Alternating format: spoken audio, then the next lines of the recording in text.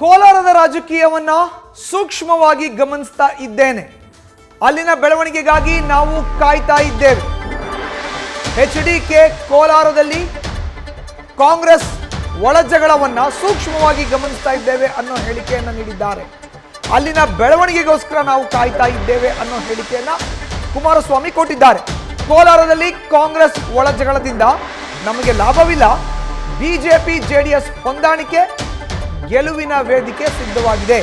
ಬೆಂಗಳೂರಿನಲ್ಲಿ ಮಾಜಿ ಮುಖ್ಯಮಂತ್ರಿ ಎಚ್.ಡಿ. ಕುಮಾರಸ್ವಾಮಿ ಈ ಹೇಳಿಕೆಯನ್ನು ನೀಡಿದ್ದಾರೆ. ಕೋಲಾರದ ರಾಜಕೀಯವನ್ನು ಸೂಕ್ಷ್ಮವಾಗಿ ಗಮನಿಸ್ತಾ ಇದ್ದೇನೆ. ಹಲವಾರು ರೀತಿಯ ಬೆಳವಣಿಗೆಗಳಿದ್ದಾವೆ.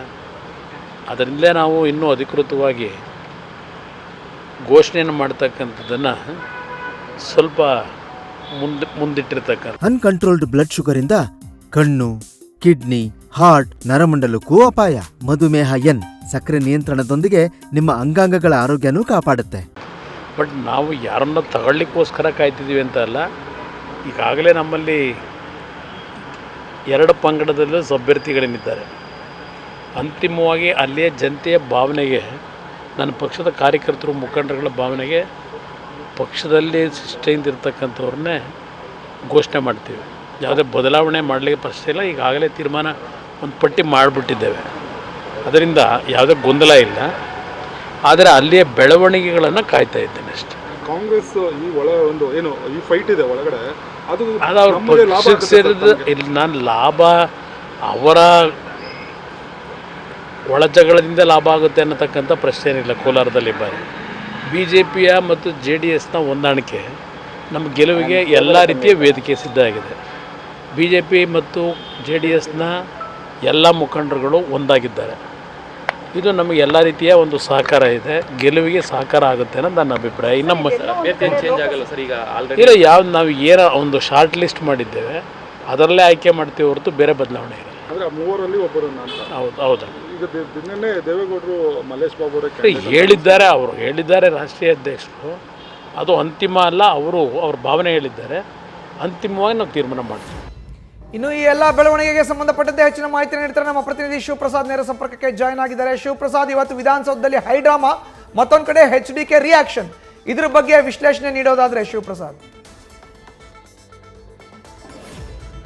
ಖಂಡಿತವಾಗಿ ಮಧುಸೂದನ್, ಕೋಲಾರ ಅಭ್ಯರ್ಥಿ ಆಯ್ಕೆ ವಿಚಾರ ಕುರಿತಂತೆ ಈಗಾಗಲೇ ಮೈತ್ರಿ ಅಭ್ಯರ್ಥಿ ಒಂದ್ ಕಡೆ ಸ್ಟ್ರಾಟಜಿಯನ್ನ ರೂಪಿಸ್ತಾ ಇದ್ರೆ, ಇನ್ನೊಂದ್ ಕಡೆ ಕಾಂಗ್ರೆಸ್ನ ಅಸಮಾಧಾನ ಏನಿದೆ ಇದು ದೊಡ್ಡ ಮಟ್ಟದಲ್ಲಿ ಇವತ್ತು ಬಹಿರಂಗಗೊಂಡಿದೆ. ಪ್ರಮುಖವಾಗಿ ಕೋಲಾರ ಭಾಗದ ಶಾಸಕರು ರಾಜೀನಾಮೆಗೆ ಮುಂದಾಗಿದ್ದು, ಸಹಜವಾಗಿ ಈ ವಿಚಾರ ಕುರಿತಂತೆ ದೆಹಲಿಯ ಹೈಕಮಾಂಡ್ ನಾಯಕರು ಯಾವ ನಿರ್ಧಾರವನ್ನು ತೆಗೆದುಕೊಳ್ತಾರೆ.